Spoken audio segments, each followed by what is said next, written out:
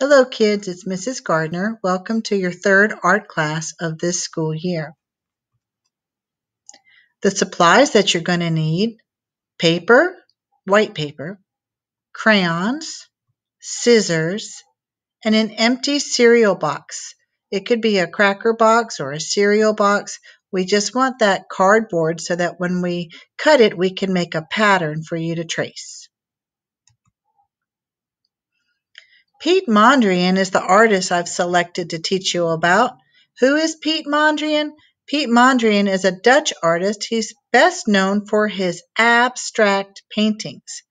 There's his picture with some artwork behind him. I have a little poem about Piet Mondrian's work. Let me read it really quick. For Mondrian, the art's abstract, with lines all painted straight and black. His color choices are so few, he paints with yellow, red, and blue. I got that little poem from a book that I have. It's titled Masterpieces. And there's the picture. Let's see if I can show you of Mondrian's artwork in the book. Art that is abstract does not show things that are recognizable, such as people or objects or landscapes. Instead, artists use colors, shapes, and textures to achieve their effect. What shapes and colors did Piet Mondrian use in this art piece? What shapes do you see? I see a square, and its color is yellow. I see another yellow, but it's not really a square. It's a rectangle.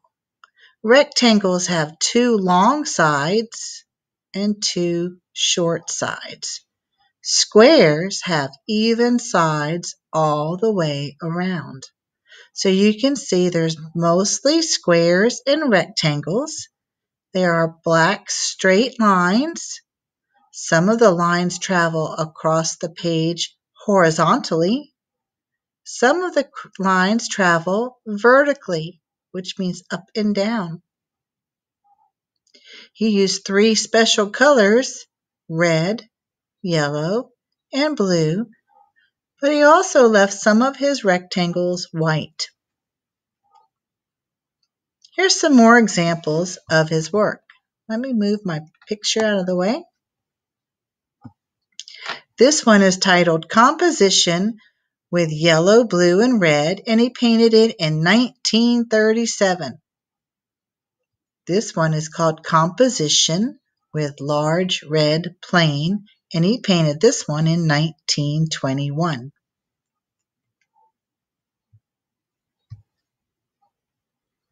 What else? As well as abstract art, Mondrian was also passionate about dancing.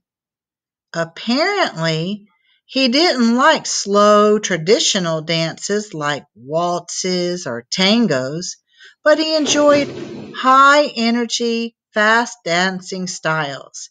He even called one of his abstract paintings Broadway Boogie Woogie after a popular dance of the time.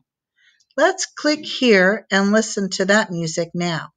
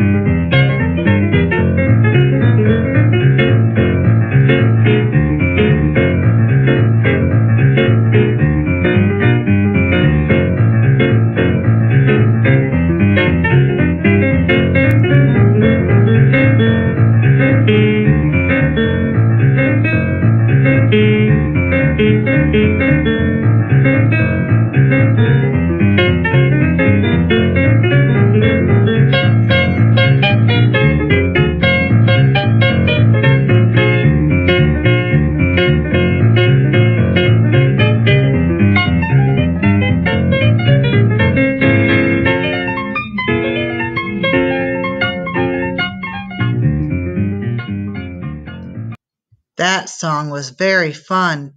Made me kind of tap my toes as I listened to it. And the little red squares reminded me of cars that were driving up and down the roads. Mondrian, when he made the Broadway Boogie Woogie, this piece of artwork here, he was living in New York City, and he was inspired by the lines that were in the roads and all the traffic and all the people moving up and down the grids, the roads. Did you like that song? I thought it was pretty fun.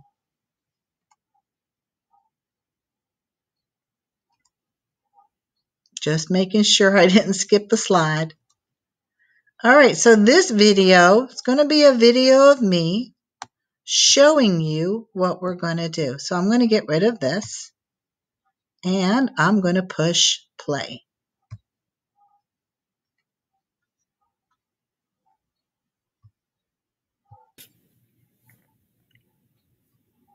All right, let's start our very own Pete Mondrian inspired artwork. You're going to need a used cereal box. I've got mine broken down and I just cut a piece of it off so that I can use that nice thick paper for a pattern. You can use a ruler if you like. You don't have to use a ruler. I always have an eraser handy. You're going to need scissors and a pencil and then a black marker if you have a black marker. If you don't have a black marker, just use a black crayon. So first thing I want to do with my cereal box is I'm going to draw a small, medium, and a large square or rectangle. Doesn't have to be perfect square, so it can be a rectangle also. So you can use a ruler if you want, or you can just draw it freehand. On this one, I'm going to place my ruler. I'm going to use my pencil, and I'm going to draw part of a line to be about as long as I want it, my rectangle to be. And then I turn the direction of my ruler. And with my scissors, now I know you might be a kindergartner. So if you're kindergarten, you might need to have a parent or a caregiver help you with this part.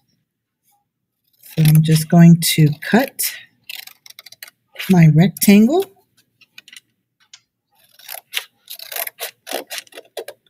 There's one rectangle.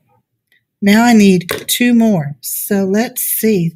This one, I think I'm going to make that my medium one. I want one a little bit bigger. So this time, instead of tracing a line with my ruler, I'm just going to use the square that I cut. I'm going to make it a little bit bigger. Just a little bigger. So that way I'll have a large and a medium.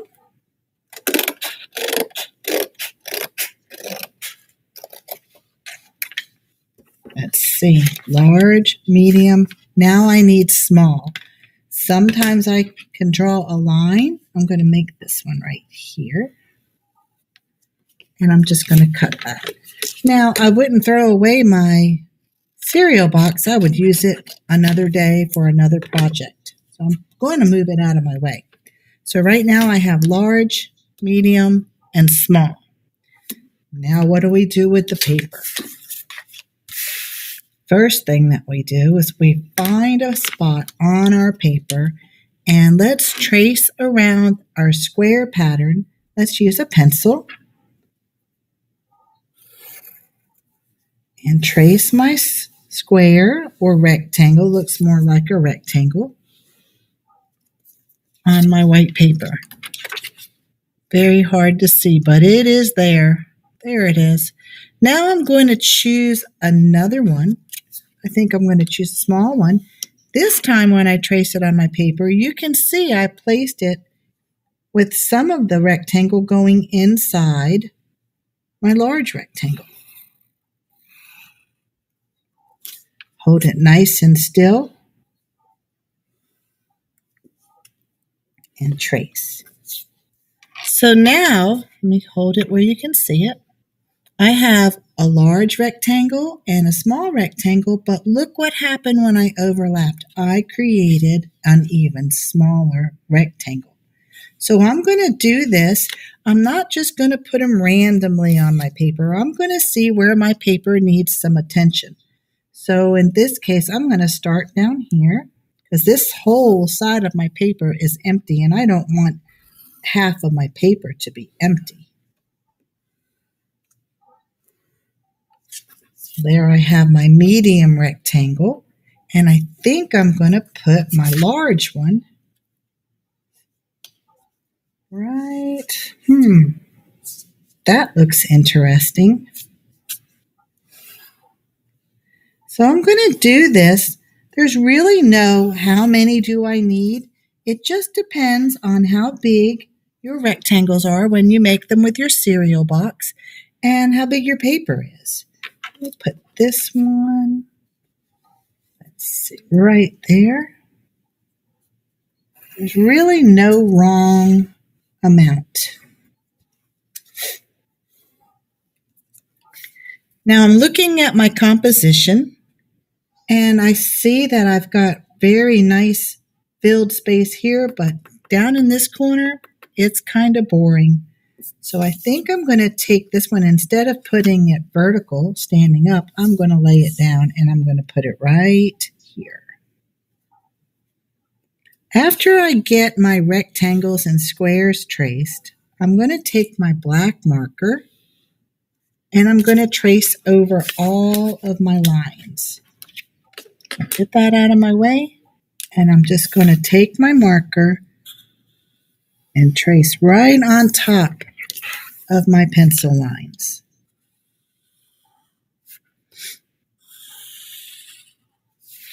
Now, when Mondrian used color, he used 3 very special colors. He used red, yellow, and blue. Red, yellow, and blue are called the primary colors. The primary colors are the first colors. You don't mix any other colors together to make red, and you don't mix any colors together to make yellow. And the same is true for mixing blue. Primary colors are very important building blocks.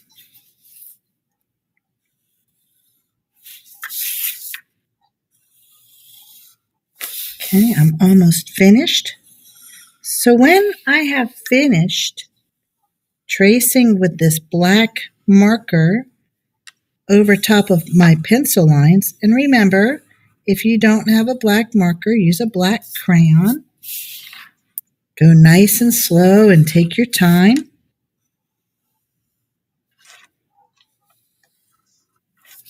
But after you finish tracing all of your lines, you're going to use your crayons to color with those 3 special colors, the primary colors, red, yellow, and blue. So I'm going to reach and get my crayons. I have some somewhere, I promise. Okay, I found them. So I'm going to just go ahead and dump out my crayon box so I can find the 3 colors that I need.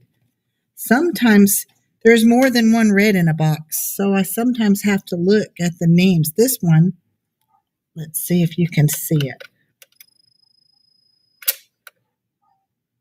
Come on, focus. It doesn't want to focus, it's too close. This one says violet red. That's not primary red. Here's another one that looks red, and I will look at the name on it, and guess what it says? R-E-D spells red. That's the red I want to use. Now I've got a couple of different ones here. I need just plain yellow. And when I look at the label, it says yellow. And there's a lot of blues in my box, but I want just regular primary color blue. So this one says blue-green. You're out. Indigo. You're out. Beautiful. You're out. Cerulean. You're out. Blue. Now, what if you don't have plain red, primary red, yellow, and blue? Use the color that you have that's closest to red, yellow, and blue. Now, I have lots of rectangles to color, so I'm going to decide which color goes in which square. I'm just going to start with this little blue square right here. Sometimes I have to turn my paper in the opposite direction so that I can try my best to stay in the lines. So there's one little blue square. I need a little bit more blue, so I think I'm going to balance my blues out by separating them on the paper. Let's zoom out a little bit so you can see my whole screen. I think I'm going to color this one blue.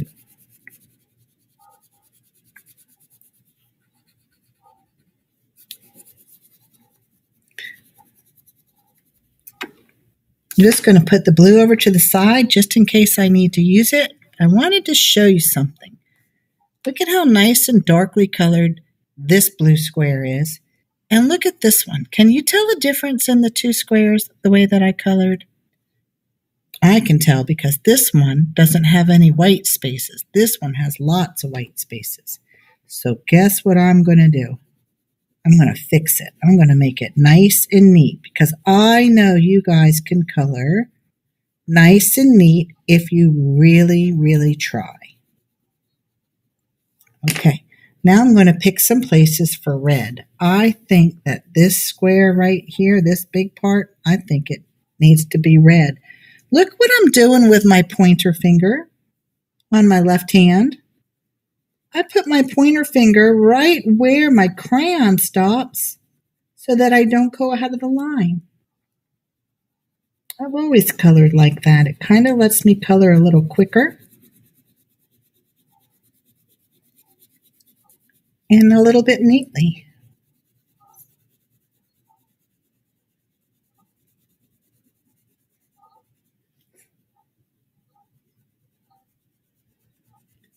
Okay, almost done with this square.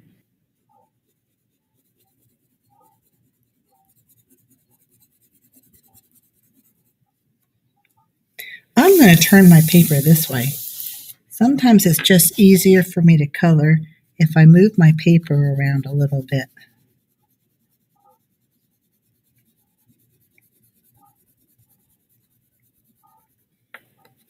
Almost done. There goes my pointer finger again, blocking the crayon from going past that black line. It's a little art trick. Or you could just turn your paper and color in this direction.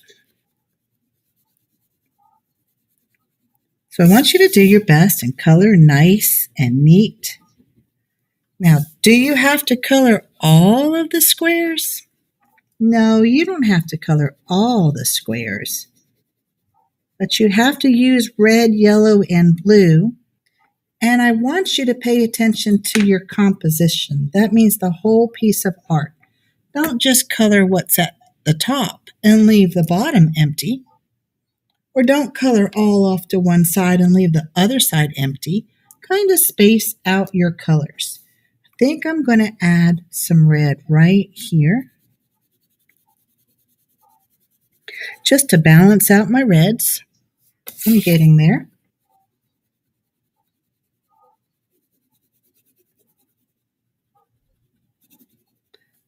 Uh-oh, I went out of the line a little bit. What am I going to do?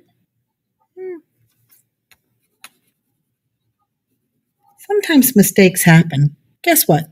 That's what my shirt says. Let me stand up so you can see. It says mistakes happen. See? Mistakes happen. It's okay. We'll deal with it. So that little bit of red sticking out of the line, no big deal. Let me see if I can do something about it, though. Let me try. Make this one thicker. Look at that. My black marker covered up that little mark. It's amazing. You know what I think it needs? I'm looking right here. I think it needs a red right here. Then I have one last primary color left. I've used some red, I've used some blue, and now I get my friend yellow. And I have to decide where's yellow going to go. And I think I'm going to make this square. It's not a square, Miss Gardner. It's a rectangle. I'm going to make this rectangle yellow.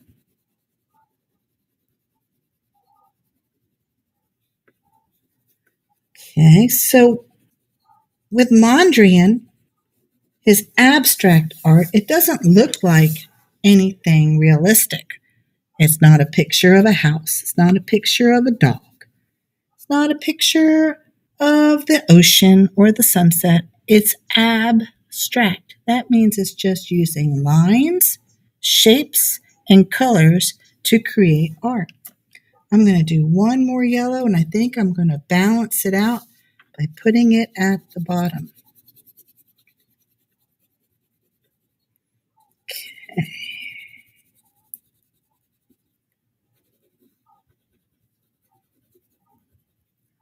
Okay. Almost done.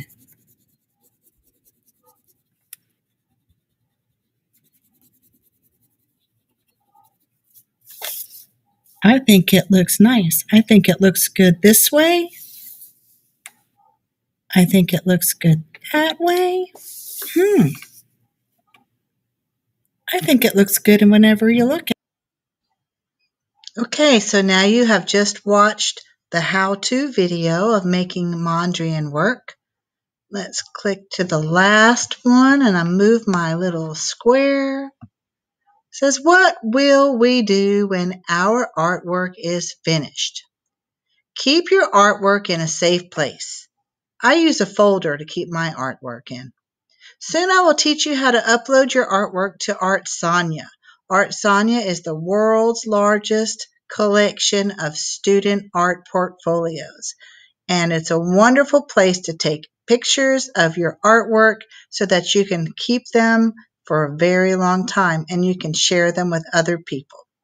I hope to see you very soon. Next week we'll have our live lesson and we'll have real fun doing it. All right, bye-bye.